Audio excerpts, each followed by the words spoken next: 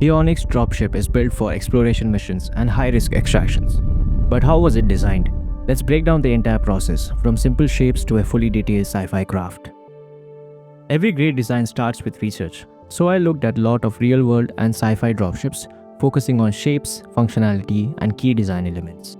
I wanted the ship to feel like it could exist in the real world. After finalizing the concept, it was time to bring it to life in Blender. This model is from my very first attempts and I was not quite happy with it. There were a lot of topology issues, it didn't bake properly. So I started in a new project, but I brought in the hull from the previous project to use as the base to start from. I added a cylinder and began shaping it for a balance of aerodynamics and utility. At this stage I just used simple loop cuts and extrusions, scaling different parts up and down, etc. This ship is called the Onyx and it's a part of my upcoming sci-fi short film made in Blender and Unreal Engine. It's called Oxygen.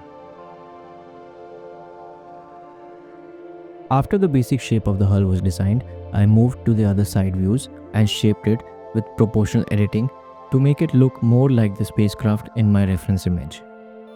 The details of the design process will vary, but follow your reference image. At this stage, we are only trying to block out the spaceship.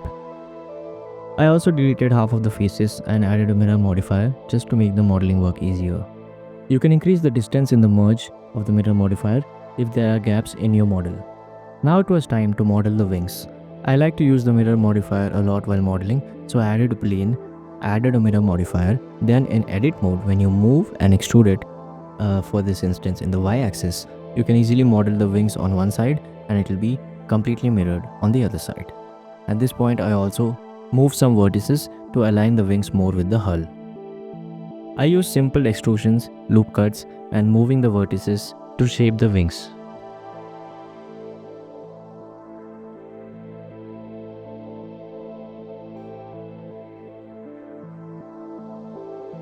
I extruded the plane to give the wing some thickness and shaped the wings into more of an aerofoil shape. Now it was time to make the ailerons. I chose the face select mode and extruded the edges of the wings to make the ailerons and make it look aerodynamic. Then it was time for the hull details. I selected some faces and made a hatch door on the hull. You can use this tool called Loop Tools that is very useful in a variety of different modeling techniques. For example, I selected some faces on the hatch, subdivided them and made a circular window in the hatch door. I also added some small details like a handle and maybe a latch on the door. While modeling complex objects, it's useful to use the matte cap features in Blender and use different materials or views to visualize your model. I selected some faces on the hull and rotated them slightly outwards to make it look like the windshield. Then I separated this and went ahead with modeling it into a complete windshield with panes and everything. It faces to make the windows and further inside the separate panes to make the glass inside it. Many loop cuts because we'll need to subdivide it later and this shape has to be preserved. I also beveled the corners of the glass windows. Now it was time to design the engine, thrusters and fuel tanks, both for realism and style, making the ship feel powerful and capable. I started modeling the thrusters from a simple cylinder and added many loop cuts, scaled different sections up and down to shape it into a thruster. Then I positioned the thruster at the back of the ship, duplicated it, and then I started modeling the smaller thrusters.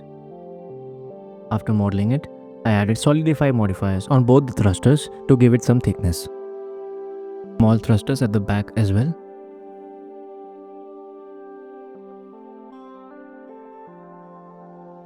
I also started marking seams and loops in the models because we are going to have to UV unwrap it as I'm planning to bake the normal details. There are many add-ons available, both free and paid, like Zen UV, UV Packmaster, etc. You can find a plugin of your choice, but it really helps to visualize with the checkered texture and unwrap your model correctly for texturing. Now it was time to add the smaller details on the hull like vents, grates, pipes and other stuff.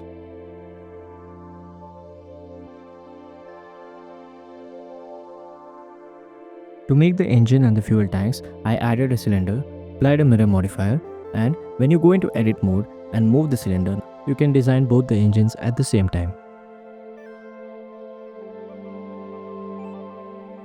Follow your reference closely and also look at real-world references of jet engines and how they can be functional while still looking cool.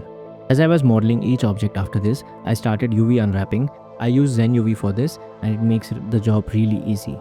I modeled the fuel tanks in the same way.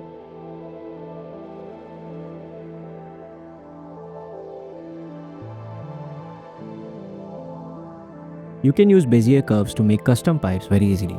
Add a Bezier curve, go into edit mode and shape it however you want. Then just increase the bevel depth and you have pipes. That's how I made the pipes connecting the engine and the fuel tanks, and I selected alternate loop cuts, beveled them and extruded them inwards to create some pipes. Quite happy with how the model was looking at this point. I know I said dropship, but an exploration vessel or even an extraction vessel will have weapons, especially if you don't know if you're going to encounter human or alien hostiles. They are just supposed to be simple energy weapons and some missiles. They're not super detailed, but they'll work for the purpose of my short film. I also added some small flaps and other details on the wings, and now it was time to add the high poly details. You can use many of the free sci-fi greebles available online, or there are various add-ons like KitOps Pro or Random Flow that you can use to add pipes, panels, bolts and other details. You can see that I also duplicated my model many times so that I can always go back to any step. The most tedious part of 3D modeling might be UV unwrapping. When you've made a beautiful model and now it's time to unwrap it so that you can add materials. I am by no means an expert at it, but Zen UV really helped. But what I did was, I started unwrapping the smaller parts as I made them, and I left the hull for the last, because that's what took the most of my time. But finally, I got it to a pretty good enough stage, and it was time to unwrap all the other parts slowly and painstakingly, but it's going to be worth it. Regardless of whatever add-on you're using to unwrap, don't forget to check it with checker textures, no pun intended, because that's going to show you if your texture is stretching or not. So the model was finally unwrapped to a decent level and I was happy with it for my first detailed sci-fi model. After unwrapping, I duplicated the ship and all of its parts and put it in two different collections. One was for the low poly model, which was as is like this, and the other one in which I added a subdivide modifier to start adding high poly details to it. I want to bake the normal details from the high poly model onto the low poly one. This is a pretty elusive workflow to me, but I wanted to try it out, and this is the first model in which it works successfully. Basically, you have a very low poly model. For example, the low poly version of this was just 104,000 polygons. There's also a very handy batch rename feature, and you can access it by pressing Ctrl F2 and use it to rename multiple meshes at the same time. So I renamed the meshes in my low poly collection and the high poly collection with the prefixes _low poly and _high poly. To bring the ship to life, I use Random Flow add-on to add intricate details like panel lines, bolts, rivets and pipes. These small elements really make the model feel more functional and grounded in reality. This is an amazing add-on and definitely do check it out. It'll help you a lot in your sci-fi projects. It's quite easy to use. After installing the add-on, all you have to do is select the faces that you want to add details on and just press Shift Q and select from the different tools available. I hopped into rendered view, made the world color black and added a sunlight to visualize the model.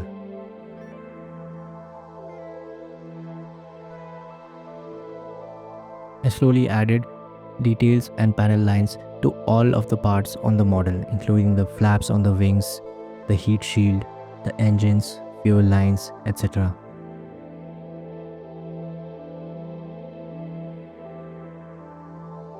This add-on really saved me the time from modeling each and every intricate part of the ship.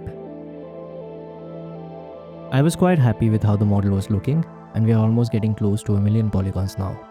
Talking about baking normals, I do not know it very well. I couldn't do it in Blender. You can please follow Blender Vitals video, which is linked in the description. For my baking process, I use Substance Painter. To prepare the low poly model, I gave all the parts new materials and gave them new vertex colors which were unique so that Substance Painter knows what to bake on which part. With the setup done, I baked the high poly normals in Substance Painter. All you need to do is import the low poly model, go to the texture painting window on the top right corner, and then bring in your high poly model. It is also recommended to use a slightly expanded version of your model as a cage, but that didn't work out for me, so I used default cage option in Substance Painter. And I was so happy when the details all baked perfectly from the high poly model onto the low poly model, thus reducing my poly count of 1.4 million from the high poly model to 104,000, and with all the details baked on it. I was extremely happy with how it turned out, and I'm definitely going to explore this workflow a lot more. I tried texturing in Substance Painter, but I'm not so good at it yet. I just started learning it. I couldn't get the customization level that Blender offers right now with access to its node system, so I exported all the normal maps and connected them in Blender to each of the new materials I had created for the objects.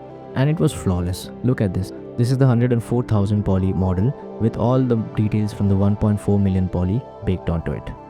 I found this amazing tutorial that shows you how to texture spaceships, and the creator also provided some of the tools he created available for free download to use in our scenes. A huge shout out to Christopher Fraser. You can check out his video in the description below, and I'm also including his free spaceship texturing tools on Gumroad. Please check it out and show him some love. At this point, I pretty much followed his tutorial by switching back and forth into my Blender project and YouTube, and followed his steps. His tools made it so easy to add realistic wear and tear, scratches, dirt, subtle imperfections, and made the ship feel lived in and battle tested. It would have taken me a long time to set up all the materials, but Christopher's tools made it just so easy to add dust in the crevices and cracks of the model. He has also provided the node groups to add rust, dirt, scratches, etc. very easily to your models. After texturing, I felt the hull needed some more details, so I used random flow to add little bit of detail to the hull, some panels, bolts, etc. I textured most of the model using Chris's tools and some other materials from Blender kit and my own personal collection. Then it was time to set up a camera and start framing shots for some cool renders.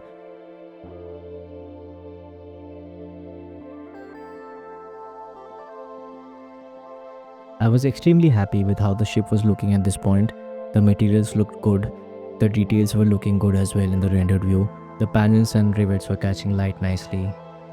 Totally, it was about 10 hours of work, but it was all worth it. Last but not the least, I added some decals, small text, insignias, and markings that give the ship history and purpose. These subtle details help sell the idea that this dropship is part of a larger world. For this, I used Sanctus library, which has an amazing collection of sci-fi decals. Just adding some small decals made the ship look so much better.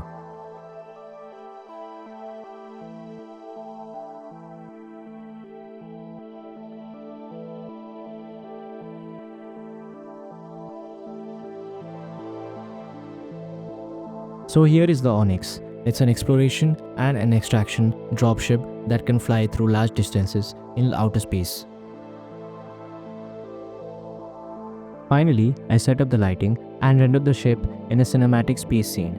Proper lighting enhances the materials and makes every detail stand out. And with this, the Onyx dropship was complete. I hope you enjoyed this video, and I have a lot of more cool assets to show you from my upcoming short film called Oxygen.